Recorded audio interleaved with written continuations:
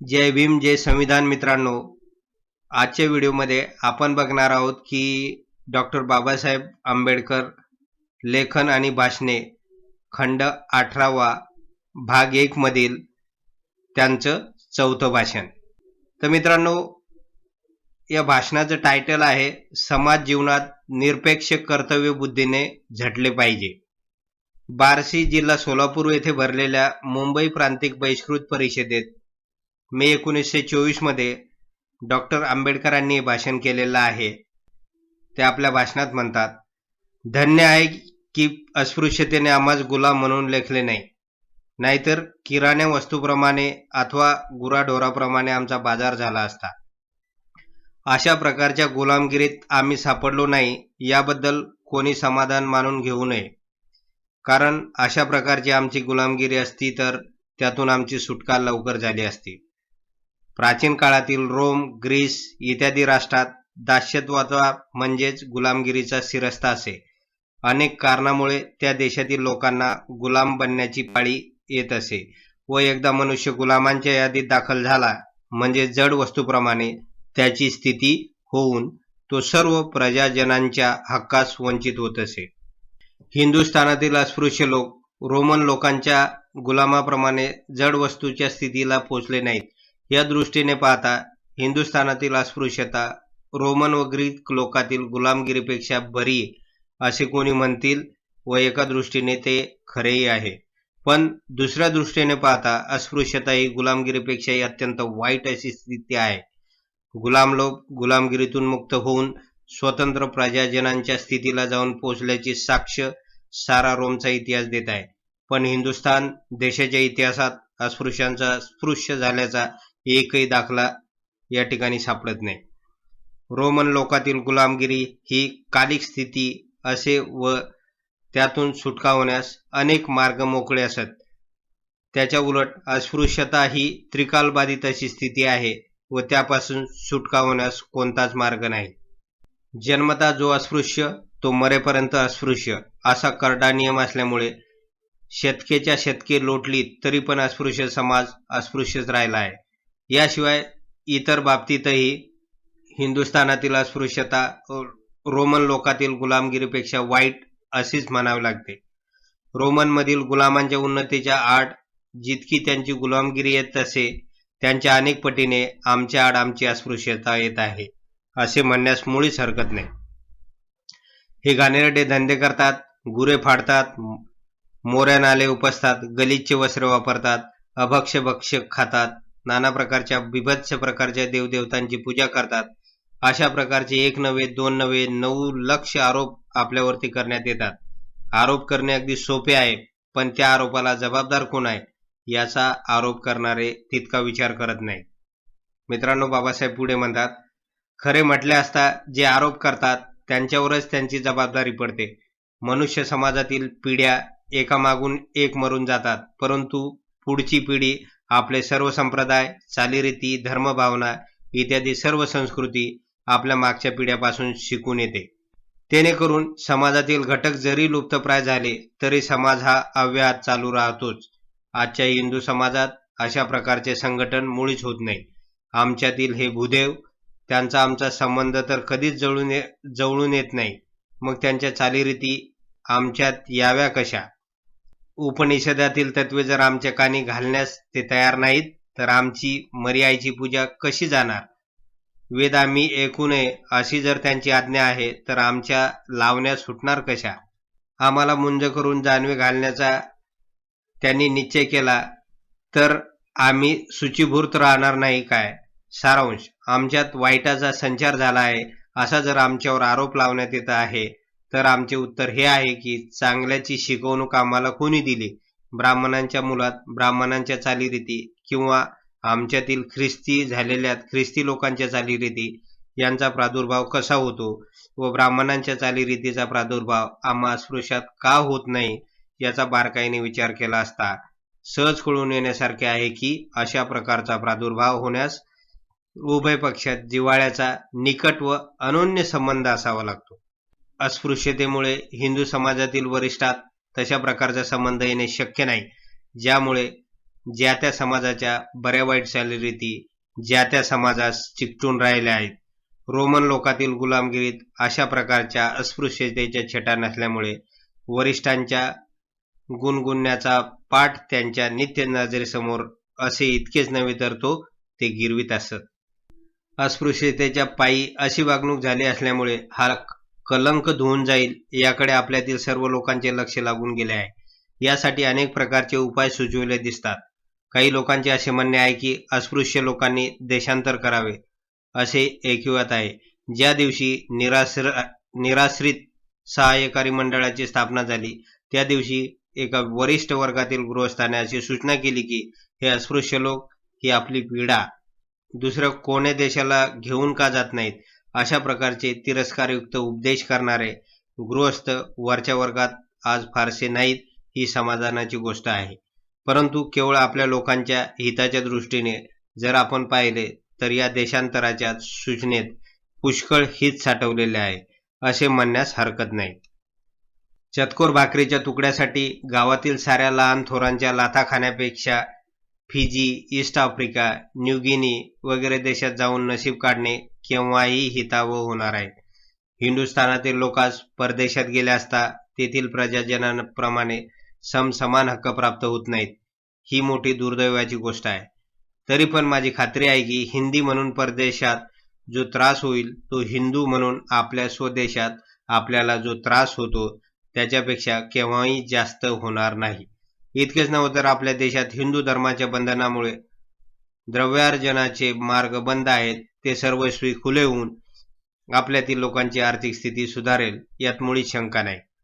मित्रांनो, पुढे डॉक्टर आंबेडकर म्हणतात, परंतु सर्वच लोकांना देशांतर करणे शक्य होणार नाही. झाले तर फार थोड्यांनाच ते शक्य होणार आहे. तेव्हा या देशात राहूनच अस्पृश्यतेचे निर्मूलन करण्याचे मार्ग शोधून काढले पाहिजेत. तशा प्रकारचा दुसरा मार्ग म्हणजे धर्मांतर.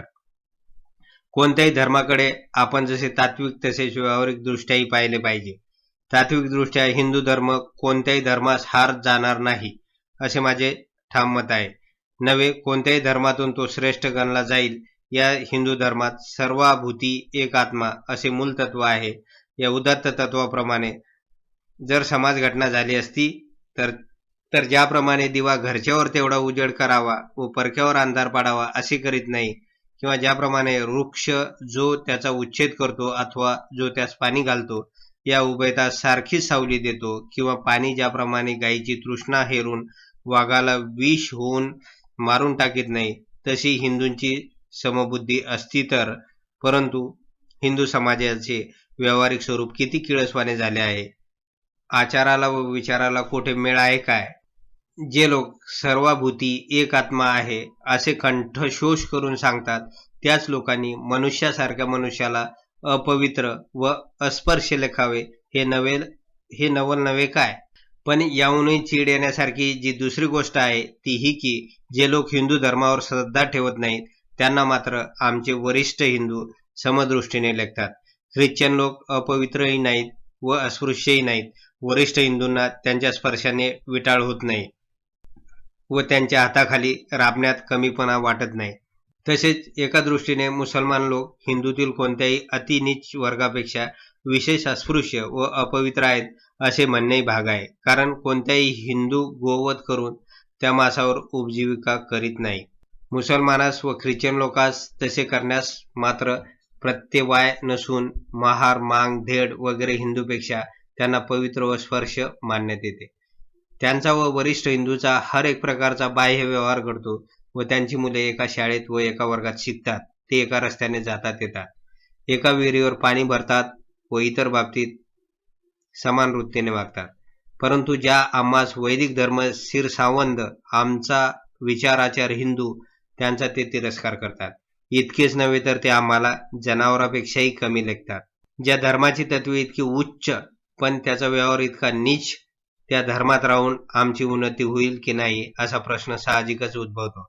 परंतु आपल्या लोकांनी धर्मांतर करावे की नाही या प्रश्नाचे उत्तर देणे कठीण आहे.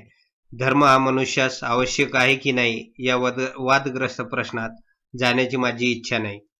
एवढे मात्र खरे की काही लोकांना आणि विशेषतः हिंदू लोकांना जर प्राणाहून काही प्रिय असेल तर तो म्हणजे धर्म. पण ज्या धर्मात माणसाला माणुसकी नाही तो धर्म काय कामाचा? जो धर्म त्यांच्या अनुयायांना ऐहिक व पारलौकिक सुखाची द्वारे मोकळी करण्याऐवजी ती बंद करूनच त्यांना अधोगतीत खितपत पडावयास लावतो, त्या धर्माला चिकटून राहण्यात काय अर्थ आहे?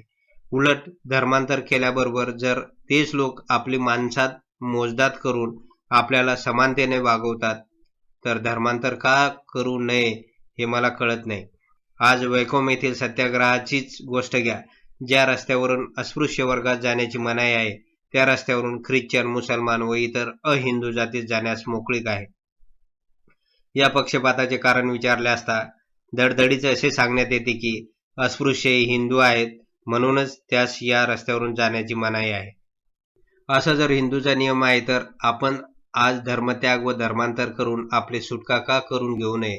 माझी खात्री आहे की जर आपण आज धर्मत्याग केला आणि केलाच आहे तर त्याऐवजी माझ्या मते महम्मदी धर्म स्वीकारणे बरे.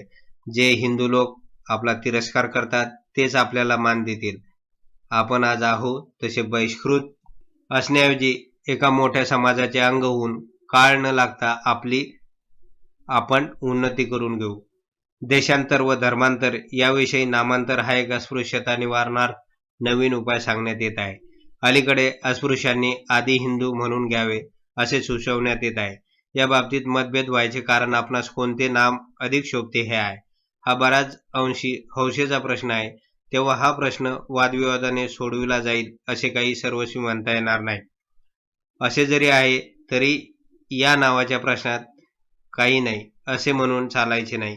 इतकेच नव्हे तर नावात सारे सार आहे असे म्हटल्याने मुळीच अतिशयोक्ती होत नाही असे माझे मत आहे. याला अनेक कारणे आहेत. अस्पृश्यात जातीभेद यासंबंधी जे वादविवाद होतात त्यात जातीभेद व अस्पृश्यताही शाखात्मक आहे असे गृहीत धरले जाते व तदनुसार रोटीबेटी व्यवहारादी उपाय शाखात्मक आहेत म्हणून लोक पाळतात. या म्हणण्यात जर काही तथ्यांश असेल तर कायद्याने हिंदूतील जातीस रोटीबेटी व्यवहाराची मोकळीक दिली तर ती त्यांनी अंमलात आणण्यास आपली तयारी दाखवली पाहिजे. पण वस्तुतः पाहता लोक अशा प्रकारची तयारी दाखवत नाहीत हे निर्विवाद आहे. परस्परात बेटी व्यवहार करण्याचा कायदा पास होऊन आज 3 वर्षे झाली, पण त्या कायद्याचा फायदा घेतल्याचे फारसे विवाद येत नाही. याचे खरे कारण माझ्या मते असे आहे की जातीभेद व अस्पृश्यता ही शाखात्मक नसून भावनात्मक आहे. म्हणून ती जर आपणास घालावयाची असतील तर आपण शाखावर प्रहार न करता नावाचे निर्मूलन करण्याचे प्रयत्न केले पाहिजेत. ही भावना आपणास कशी नष्ट करता येईल याचा मी अनेक वार विचार केला आहे. विचारांती माझे असे ठाम मत झाले आहे की अस्पृश्यता व जातीभेद ही काय ती नावात साठवलेली आहेत. वरिष्ठ लोक आपला तिरस्कार करतात ते केवळ आपल्या नावामुळेच. मार म्हटला की ऐकणाऱ्याच्या मनात अमुक एक प्रकारची तिरस्कारमय भावना उभी राहते. मराठा म्हटला की निराळी भावना उत्पन्न होते व तोच ब्राह्मण म्हटला की आदरात्मक भावनेने ऐकणारा प्रेरित होतो. ही गोष्ट कोणास खोटी आहे असे म्हणता येणार नाही. याची उदाहरणे धेड लोकांना देता येतील. गुजरातमधील धेड लोकांना अस्पृश्यता किती प्रखर रीतीने भासते हे काही सांगावंच नको. तरी पण मुंबईत ते आले म्हणजे दक्षिणी मराठ्यांच्या शेजारी राहतात. इतकेच नव्हे तर त्यांचा रोटी व्यवहार झालेला मी पाहिलेला आहे. उलट पक्षी महाराष्ट्रातील कोणताही अस्पृश्य गुजरात जर गेला तर दक्षिण म्हणून ब्राह्मणाच्या खानावळीत त्याला राहता येते. ही गोष्ट सर्वश्रुत आहे. हल्ली 2-3 वर्षात सगळी मद्रास मुंबई पोट भरण्यास उतरली आहे आणि त्यात मद्रास येथील बरेच अस्पृश्य लोकही आहेत. पण हे मद्रास येथील अस्पृश्य मुंबईच्या हिंदूंच्या विश्रांतीगृहात खुशाल खातात पितात. त्यांचा कोणत्याच प्रकारे निषेध नाही. एका भागातील अस्पृश्य दुसऱ्या भागात गेला तर तो स्पृश्य होतो. पण या विलक्षण प्रकाराचे कारण शोधून काढले असता असे दिसून येईल की अस्पृश्यतेच्या खुणा व मुद्रा सर्व भागात एकच नाहीत. एका भागाच्या खुणा दुसऱ्या भागाला अवगत नाहीत. एका प्रांतातील अस्पृश्य दुसऱ्या प्रांतात खुणेच्या अभावी स्पृश्य लेखला जातो. माणूस म्हणून माणूस किंवा जात म्हणून जात अस्पृश्य नाही. अमुक एक नाव धारण करणारे लोक अस्पृश्य गणले जातात. ते नाव ज्यांना नसेल ते स्पृश्य गणले जातील हा समाजाचा ठोकताळा बांधला गेला आहे. नाहीतर अस्पृश्य माणसाच्या रचनेत, त्वचेत, रंगरूपात स्पृश्य माणसापेक्षा काही निराळे आहे असे नाही की लगेच पाहिल्याबरोबर ज्या प्रकारे सिद्धी लोकास युरोपियनापासून किंवा दोघांसही चीनी जपानीपासून अलग करता येते त्याचप्रमाणे अस्पृश्यांना अस्पृश्यापासून निराळे करता येईल. नावाशिवाय अस्पृश्य लोक ओळखण्याची दुसरी खूण मुद्रा काही नाही. म्हणून माझ्या मते नामांतर करणे इष्ट आहे. येथवर जे नामांतर करा म्हणतात त्यांचे माझे एक मत आहे, परंतु मुंबई इलाख्यातील अस्पृश्य वर्गाने आधी हिंदू म्हणून घ्यावे यात काय हसील आहे ते मला समजत नाही. याने अस्पृश्य वर्गात समावेश होणाऱ्या सर्व जातीचे एकीकरण व्हावे असा जर उद्देश असेल तर बहिष्कृत हे नाव काय वाईट आहे? यासारखे दुसरे अर्थपूर्ण व टोपण नाव देता येईल की नाही याची मला शंका वाटते. आधी या नावाने अस्पृश्यता जाईल असा जर या नव्या धोरणाचा हेतू असेल तर तो केवळ भ्रम आहे. महार लोक केव्हा लाजेमुळे कोणी विचारले असता मी चोखा म्हणून सांगतात. तसेच चांभार मी रोहिदास असे म्हणतो, पण एका नावाने ते जितके अस्पृश्य तितकेच दुसऱ्या नावाने ते अस्पृश्य आहे. मद्रासेत अस्पृश्य वर्ग आधी द्रविड म्हणून घेतात, परंतु तेने करून त्यांची अस्पृश्यता गेल्याची साक्ष कोणी देत नाही. अस्पृश्यता व जातीभेद ही नावात साठवलेली आहेत हे सर्वस्वी खरे आहे आणि ती नावे लुप्त केल्याखेरीज भागायचे नाही. आम्ही आपली जातीवाचक नावे सोडून फक्त चालणार नाही, तर आमच्याबरोबर सर्व जातींनी आपली जातीवाचक नावे सोडून सर्वांनी सर्वसाधारण असे नाव धारण केले पाहिजे. माझ्या मते सर्वांनीच फक्त हिंदू असे म्हणावे व जातीवाचक पोटनावे काढून टाकावी. कोणी स्वतःस ब्राह्मण, मराठा, महार, चांभार, मांग इत्यादी न म्हणता फक्त हिंदू असे म्हणावे, जेणेकरून समाजात समता उत्पन्न होऊन एकी होईल. हिंदू म्हटल्याने कोणास कोणाचा तिरस्कार वाटणार नाही, कोणी कोणास हीन लेखणार नाही, कोणी कोणास श्रेष्ठ मानणार नाही.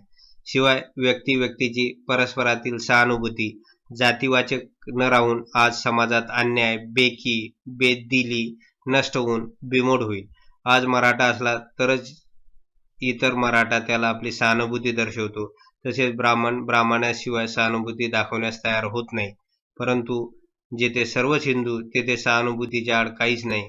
मुसलमान समाजात आज जी एकी आहे तिचे तरी काय कारण? हेच त्यांच्यात मुसलमान म्हटले की झाले, तो आपला झाला. तसे हिंदूमध्ये व्हाव्यास त्यांना सर्वसाधारण असे नाव पाहिजे व ते हिंदू असावे असे माझे मत आहे. ही स्थित्यंतरे घडून येतील तो सुदीन, पण ही घडून आणण्यास काय करावे हा मोठा महत्त्वाचा प्रश्न आहे. काही बाबतीत राजदंड लावल्याखेरीज सामाजिक अन्यायाचे निर्मूलन होणे दुरापास्त आहे. म्हणून सामाजिक व धार्मिक बाबतीत जेथे जेथे कायदा करून सुधारणा करावी की न करावी यासंबंधी बरीच भवती होऊन शेवटी इंग्रज सरकारने असा ठराव केला आहे की जाती व रूढी यावर कायद्याचा पगडा बसविण्यास आपण कबूल नाही. या दृष्टीने पाहता हिंदुस्थानात स्वराज्य मिळवण्याचा योग आला आहे ही मोठी आनंदाचीच गोष्ट आहे असे मी समजतो. कारण ब्रिटिशांचा राजदंड आम्हास असून अडथळा व नसून खोळंबा असा आहे. आमच्या लोकांस स्वराज्याचे मोठे भय वाटते व आम्हा स्वराज्य ज्याचे रूपांतर पेशवाईतच होईल असे भासते. परंतु तसे म्हणणे कोणत्या विचाराचे दर्शक आहे? कारण पेशवाई स्वराज्य व हल्लीचे स्वराज्य यात बराच फरक आहे. पेशवाईमध्ये एकदा स्थापलेले राज्य वंश परंपरा राज्य करीत असत, प्रजेच्या संमतीने राज्य करीत नसत. भावी स्वराज्यात राज्य सरकार प्रजेच्या संमतीने चालणारे असून त्यात कायमचे राज्य असे कोणीच असू शकणार नाही. अशा प्रकारच्या स्वराज्यात जर प्रजेच्या हिताची हेळसांड झाली तर तिचे संवर्धन दुसऱ्या प्रकारच्या कोणत्याच राजकारणात होणार नाही असा सर्व जगाचा अनुभव असल्यामुळे प्रजासम्मत स्वराज्य ही सर्वोत्तम अशी राज्यव्यवस्था आहे हे निर्विवाद आहे. अशा प्रकारच्या स्वराज्याला आपण बुजून का जावे याचा मला मोठा विस्मय वाटतो. उलट त्याच्या प्राप्तीप्रित्यर्थ आपण प्रयत्न करणे फार जरूर आहे. मला स्वराज्य म्हणजे काय अभिप्रेत आहे याचा अर्थ आपण लक्षात घेतला पाहिजे.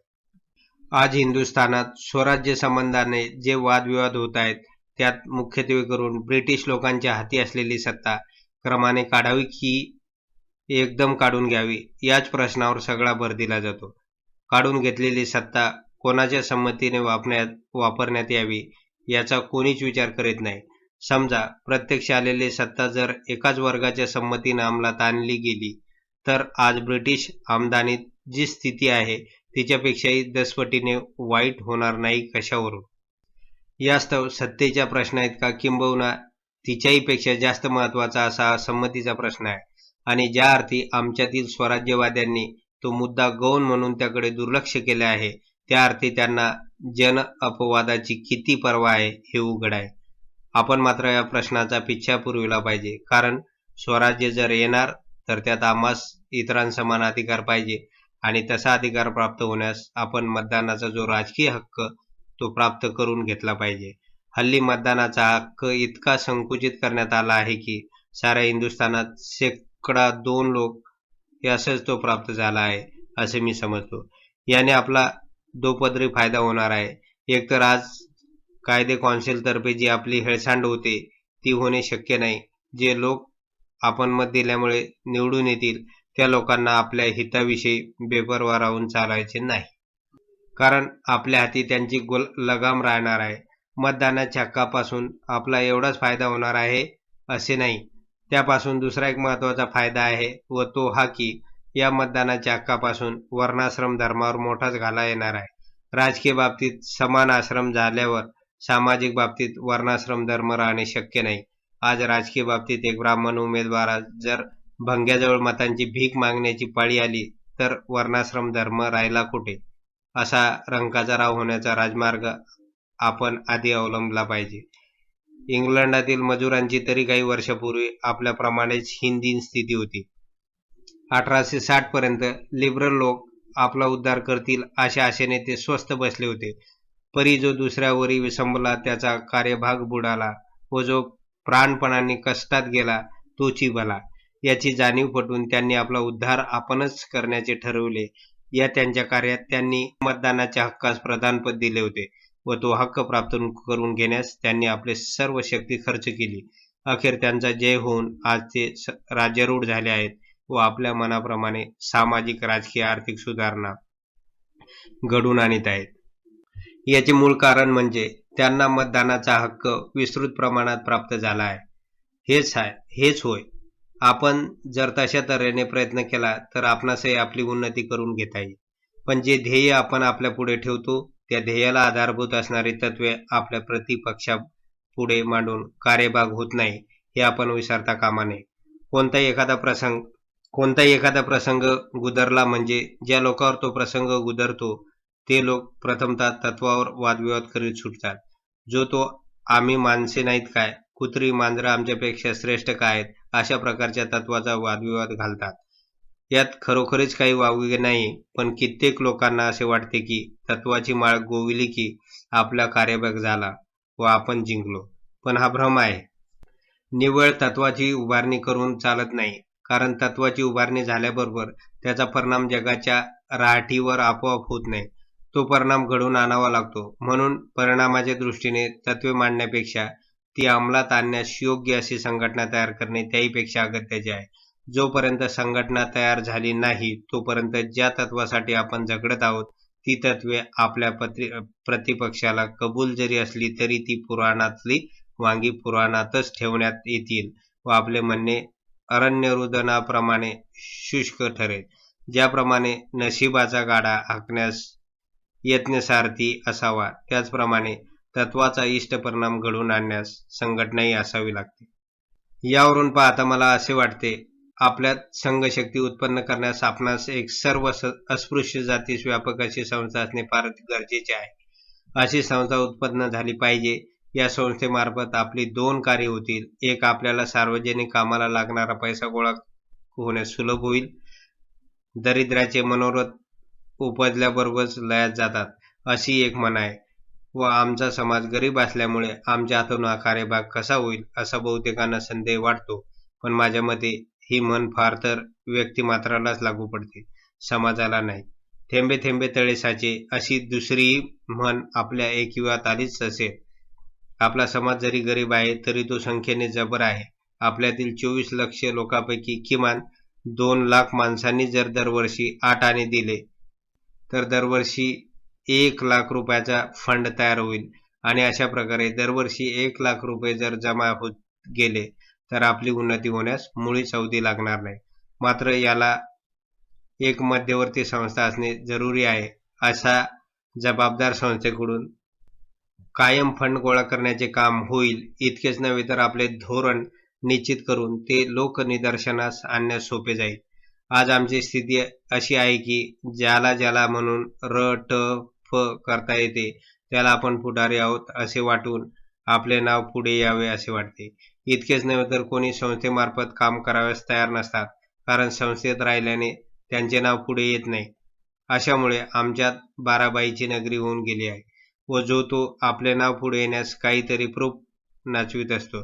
दुसरे असे आहे की आम्ही जरी या देशात वास्तव्य करीत आहोत, आम्हावर नाना तऱ्हेचे अन्याय लादण्यात येत आहेत. आम्ही काही अल्पसंख्याक नाही, तरी सरकार आमची काही दाद लावित नाही किंवा आमचे काही म्हणणे ऐकून घेण्यास तयार नाही. उलट त्यांना वाटले तर ते आमची कीव करतील किंवा पावतुकडा टाकतील. मागू म्हटले तर आमचा हक्क चालवायचा नाही, एवढी आमची दुर्भिक्षता. त्याच मुसलमान लोकांचे कोण लाड? याचे कारण त्यांची संघशक्ती आणि त्यांच्या संस्था. आपली जर अशी एखादी संस्था असती तर आपल्यातील खोट्या पुढाऱ्यास आळा घालून त्याची एक दिशा करतील. इतकेच नव्हे तर इतरांकडून जी आपली बेदात होते व बेफिकिरी दाखविण्यात येते ती तशी येते ना. या संस्थेने फंड गोळा करून आपल्या अस्पृश्य वर्गाची आतील सुधारणा करण्यास सुरुवात करावी. नुसती अस्पृश्यतेविरुद्ध तक्रार करून उपयोग नाही. आपण विसरतो की आज हिंदू समाजात जो जातीभेद आहे त्याचबरोबर त्यामध्ये गुणभेद आहेतच, आणि जातीभेद जरी गेला तरी गुणभेद हा राहणार आहेच. आज सर्व अस्पृश्य वर्गातील लोकात जरी ब्राह्मण म्हणून संबोधले तरी त्यातील कोणी मनुष्य ना परांजपे यांच्या जोडीला जाऊन बसण्यास लायक होणार नाही, कारण जातीभेद जरी गेला तरी गुणभेद राहिला आहे. मला तर केव्हा केव्हा असे वाटते की जातीत जो गुणभेद वाढला आहे तो जर वाढला नसता तर हा जातीभेद इतक्या दिवस टिकलाही नसता, कारण साऱ्या जातीतील लोक सारख्या प्रमाणात जर गुणवान असते तर त्यांनी एका जातीचे वर्चस्व केव्हाच कबूल केले नसते. गुणभेद जर नसता तर जातीभेद केव्हाच जमीनदोस्त झाला असता. म्हणून मला नेहमी सांगावेसे वाटते की इतर लोक आपणापेक्षा जसे जातीने श्रेष्ठ आहेत तसेच ते व्यावहारिक गुणांनी श्रेष्ठ आहेत. म्हणून आपण आपल्या लोकांच्या अंगी व्यावहारिक गुणांची अभिवृद्धी करण्यास प्रयत्न केला पाहिजे आणि आमच्यातील लोकांना जातीभेदामुळे जाळपोळ होत नाही व आपल्यावरील अन्याय दूर करण्यास ते धिंगाणा घालीत नाही, याबद्दल आपल्यातील काही लोकांस सखेद आश्चर्य वाटते. पण यात आश्चर्य वाटण्यासारखे काहीच नाही. अमुक एक गोष्ट करता येत नाही वगैरे आवेशयुक्त बोल ऐकून द्वेष येत नाही. याचे कारण त्यांना या अन्यायाची जाणीव होत नाही. मनुष्य एखाद्या हुद्द्यावर चढण्यास लायक असताना जर त्याला जातीभेदामुळे तो हुद्दा प्राप्त होत नाही तर तशा माणसाला जातीभेद कसा नडतो हे त्याला कळू लागले व त्याला आपल्या चळवळीचे मार्ग कळून तो तिचा पुरस्कारता होईल. पण ज्याला त्या जागेवर जाण्याची लायकी नसेल तर त्याला जातीभेदाचे उग्र स्वरूप कसे कळणार? जातीभेद असला काय आणि नसला काय, तो आहे तिथेच राहणार. म्हणून आपल्या लोकांची लायकी वाढण्याची आपण काळजी घेतली पाहिजे. गुणात समता आली म्हणजे जातीभेदात साठवलेली अस्पृश्यता फार दिवस टिकणे शक्य नाही. आपला समाज अशा रीतीने सज्ज झाला पाहिजे जशा प्रकारची सामाजिक किंवा राजकीय स्थिती आपल्याला हवी असेल तशा प्रकारची स्थिती आपल्याला प्राप्त करून घेण्यात फार वेळ लागणार नाही. हे मत कदाचित आपल्याला पोरकट असे वाटत असेल, पण मला वाटते त्याला बराच आधार आहे. हल्लीचा काळ या देशाच्या दृष्टीने मोठा आणि बानीचा आहे. स्वराज्याचा पाया जेव्हा 1917 साली घालण्यास सुरुवात झाली तेव्हापासून या देशात 3 कंपू झाले आहेत: युरोपियन लोकांचा, मुसलमान लोकांचा आणि हिंदू लोकांचा. 1917 सालापूर्वी मुसलमानांशी हिंदूंचा राजकीय बाबतीत 36 आकडा असे. आता तो 63चा होऊन दोघांमध्ये भयंकर प्रकारचे सख्य होऊन दोघांनी एकवट होऊन स्वराज्याचा पहिला हप्ता इंग्रजापासून घेतला आहे. पण वाटणीच्या वेळी सख्या भावामध्ये देखील तेढ निर्माण झाली आहे. स्वराज्य जर मागितले तर त्यातील मोठा वाटा कोणास जाणार हा एक लढ्याचा प्रश्न होऊन पडला आहे. या प्रश्नाचे उत्तर हेच की ज्यांची लोकसंख्या जास्त त्या स्वराज्याचा भागही जास्त मिळणार. मुसलमानांना आपली लोकसंख्या जास्त असावी असे वाटणे साहजिक आहे, त्याचप्रमाणे हिंदूंना ती कमी न व्हावी असे वाटणे साहजिक आहे. उभय पक्षाचा आपल्यावर कटाक्ष आहे. आपल्याशिवाय मुसलमानांना जय नाही, आपल्याशिवाय हिंदूंना गती नाही. आज आम्ही हिंदूंचे हिंदू राहिलो तरच आर्य धर्माची संस्कृती या देशात निपजणार आहे. उलट आज जर आम्ही हिंदूंचे मुसलमान झालो तर या देशात यवनी संस्कृतीचे प्राबल्य होणार आहे. हे आज हिंदू आणि मुसलमान या दोघांच्याही ध्यानी आले पाहिजे. तसे जर नसते तर वैकोम येथे ब्राह्मण वर्ग अस्पृश्य वर्गासाठी सत्याग्रह करण्यास तयार झाला नसता, अथवा मुसलमान लोक कोटी रुपये खर्च करून आपल्याला त्यांच्या धर्माची दीक्षा देण्यास उत्सुक झाले नसते. आज आपण जरी सर्वात खालच्या आहोत, तरी या हिंदू मुसलमानाच्या संस्कृतीच्या संग्रामात आपली कुमक आपल्या संख्येच्या मानाने फार महत्त्वाची आहे व आपण आपल्यात संघशक्ती उत्पन्न केली तर आपण जे मागू ते आपल्याला मिळेल. माझी खात्री आहे या संग्रामात जे हिंदू लोक आज 20व्या शतकात अस्पृश्यता काढा असे म्हटले असता धूळ खात पडलेल्या पुराणात विचारतो असे म्हणतात, तेच लोक ती पुराणे जाळून आपल्याला एकवट करून घेतील. वेळ तशी आली आहे, त्याला नाईलाज आहे. आज आपला समाज सर्वतोपरी मागासलेला आहे, द्रव्याने मागासलेला आहे, मनोधैर्याने मागासलेला आहे. ज्या समाजातील लोकांना राजकीय, सामाजिक, धार्मिक असमता व अन्यायापासून पराकाष्ठेचा त्रास होत आहे, ज्यातील साऱ्या लोकांस गूढ अज्ञानाने व्यापले आहे, ज्यास विपत्तीपासून होणाऱ्या यातना सोसाव्या लागतात व त्यांच्या परिहार्यार्थ काय करावे समजत नाही, त्या लोकांची सर्वत्र चाललेल्या जीवनकार्यात अखेर गती काय होईल हे सांगता येणे फार कठीण आहे.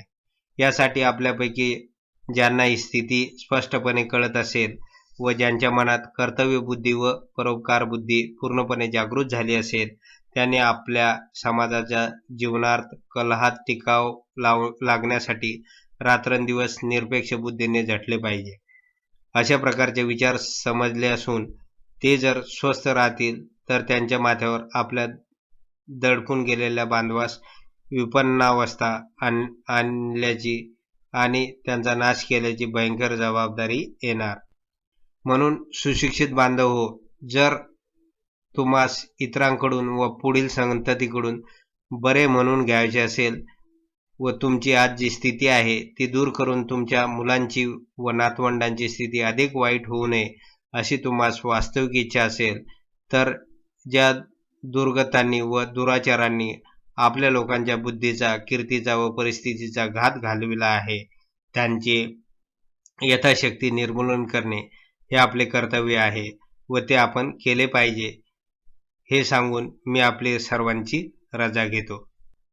तर मित्रांनो, अशा प्रकारे जिल्हा सोलापूर येथील बार्शी येथे 1924 मध्ये जी बहिष्कृत परिषद भरली होती, तर त्या परिषदेमध्ये डॉक्टर बाबासाहेब आंबेडकरांनी समाज जीवनात निरपेक्ष कर्तव्य बुद्धीने झटले पाहिजे या विषयावर आपले मत मांडलेले आहे. तर मित्रांनो, एवढंच होतं या व्हिडिओमध्ये. जर आपणास हा व्हिडिओ आवडला असेल तर चॅनलला सबस्क्राईब करा, लाईक करा आणि शेअर करायला विसरू नका. धन्यवाद.